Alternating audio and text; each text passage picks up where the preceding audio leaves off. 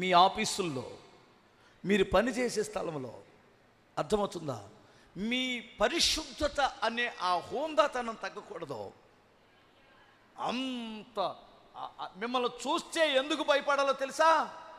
కొందరు వీళ్ళు వెనకాల రాజకీయ నాయకులు ఉన్నని భయపడతారు, వీళ్ళు పెద్ద కులస్తులని భయపడతారు, వీళ్ళు డబ్బులున్నలని భయపడతారు.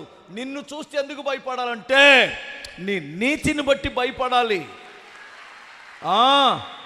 మీకు ఒక విషయం చెప్పనా? మీకు హల్లెలూయా.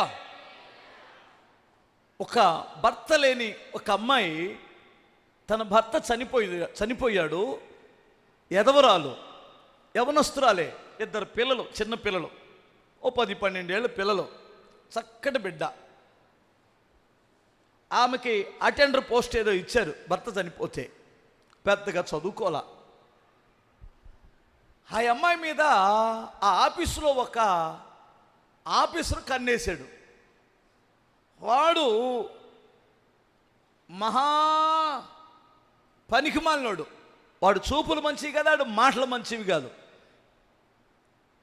సరే, ఈ అమ్మాయిని ఒక రకమైనటువంటి మాటలు మాట్లాడుతున్నాడు. అర్థమైపోయింది కదా ఇప్పుడు వాడు ఏ ఉద్దేశంతో మనల్ని పలకరిస్తున్నాడు, ఏంటి ఆ డబుల్ మీనింగ్ మాట్లాడాడు. చూపులోనే అర్థమైంది కదా, ఆడపిల్లలు అన్న తర్వాత అర్థమైంది కదా. అర్థమయ్యాం. పెద్దగా స్పందించకుండా అక్కడికి వెళ్ళడానికే భయం. ఎందుకంటే ఆయనకి అన్ని ఫైల్స్ అందించాలి, టీలు కాపీలు ఇవ్వాలి. కానీ వాడి దగ్గరికి వెళ్ళక తప్పట్లేదు. ఒకరోజు ఏమన్నాడంటే, అమ్మాయి వెళ్ళుకో, హలో మరియా అనుకుందాం, మరియమ్మ అనుకుందాం, మరియమ్మ అనుకుందాం. మరియమ్మ ఏంటి సంగతి అదే చేతులు ఆడుతున్నాడు.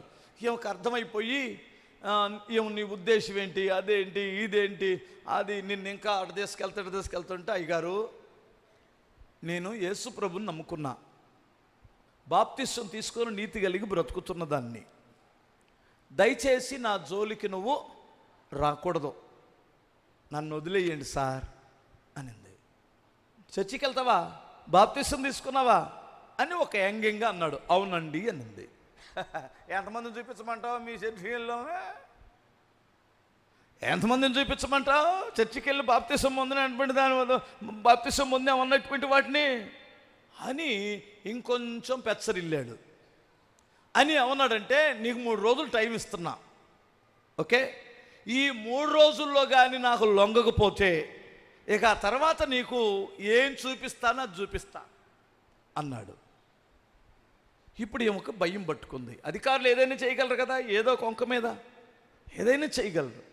ఇప్పుడు ఇంటికి వెళ్ళి కన్నీరు పెట్టుకొని, దేవా నాకు భర్త లేడు, అయిపోయిన వాళ్ళు ఎవరూ లేరు, నాకు నా పిల్లలు నేను పిల్లలకి పిల్లలు నాకు, మాకు నువ్వు తప్ప వేరొకరు లేరు తండ్రి అని ఏడ్చింది. ఇప్పుడు 1 రోజు అయిపోయింది, 2 రోజులు అయిపోయింది. వచ్చినప్పుడల్లా ఏంటి సంగతి అంటున్నాడు. ఇంకా రేపు ఆడికి లొంగడమా, ఏదైనా నష్టపోవడమా, ఏదో జరిగిద్ది. వీడికి, ఈ ఆఫీసర్కి, ఈ దుర్మార్గుడైన ఆఫీసర్కి ఒక దురలవాటు ఉంది, ఒక మంచి అలవాటు ఉంది. దురలవాటు కాదు, ఒక మంచి అలవాటు. ఏమిటి ఆ మంచి అలవాటు అంటే, పొద్దున్నే వాకింగ్కి వెళ్ళడం. పొద్దున్నే లేచి 5 గంటలకి బైక్ వేసుకొని గ్రౌండ్కి వెళ్ళి గ్రౌండ్లో వాకింగ్ చేస్తాడు. ఇప్పుడు గ్రౌండ్కి వెళ్ళేటప్పుడు బైక్ మీద ఒక దున్నపోతు దాన్ని నాటిన గోటంతో సహా, కర్రతో సహా పీక్కొని రోడ్డు పక్కన నిల్చుంది. ఎందుకు నిల్చుందో వీడికి తెలియదు. సహజంగా గేదెలు రోడ్డు పక్కన ఉంటాయి కదా, అవునా కాదా? రోడ్డు పక్కన ఉంటాయి. ఎవరికైనా అది దూకిద్ది, వచ్చిద్ది, పడేసిద్దని ఎవడ తెలుసు? దాని దారిని అది ఉంటుందిలే, మన దారిని మనం వెళ్దామని అనుకొని వెళ్ళబోతున్నాడు. అది దగ్గరకు వచ్చిన తర్వాత ఎవడో తరివినట్టు బెదిరొచ్చి బైక్ మీద పడింది. బైక్ మీద పడేసరికి ఈ కర్ర ఉంటుంది కదా, ఈ కర్ర ఆ చక్రాల్లో ఇరుక్కుపోయింది. ఇరుక్కుపోయి లాక్కెళ్తుందండి. వాడు అయ్యో దేవుడా, ఓ నాయనో రక్షించండి అంటున్నారు. ఈడి కేకలకి ఈ బైక్ వెనకాల కొట్టుకొని వస్తుంటే ఈడేందో నన్ను చంపడానికి వస్తున్నాడు, అది ఇంకా స్పీడ్ పెంచింది. చూడండి మీరు వాడి పరిస్థితి ఎలా ఉందంటే, చెక్కలు చెక్కలు చెక్కలు చెక్కలు చెక్కలు చెక్కలు ఊడిపోతున్నాయి తాటలో, కండలు కండలు రాలి పడిపోతున్నాయి, రక్తం వచ్చేస్తుంది. ఆడి మొర్ర ఆలకించేవాడే లేడు. అది కాక పొద్దున్నే కొంత దూరం వెళ్ళిన తర్వాత ఎవరో వచ్చారు, ఆ గేదెను ఆపి మొత్తం మీద ఇడిపించారు. మనిషి పని అయిపోయింది. అప్పటికే హాస్పిటల్లో జాయిన్ చేశారు. 20 రోజుల తర్వాత ఇలా కర్ర పట్టుకొని ఇలా వచ్చాడు. వచ్చి ఆఫీసులో కూర్చున్నాడు. కూర్చున్న తర్వాత ఆ పక్కనోడు ఆడు కూడా మరియో హలో మరియమ్మా ఇట్లా అన్నాడు. ఈడంటాడు, రే ఆ తల్లి జోలికి వెళ్ళమాకండ్రా, మరియమ్మ తల్లిరా, మరియమ్మ తల్లి.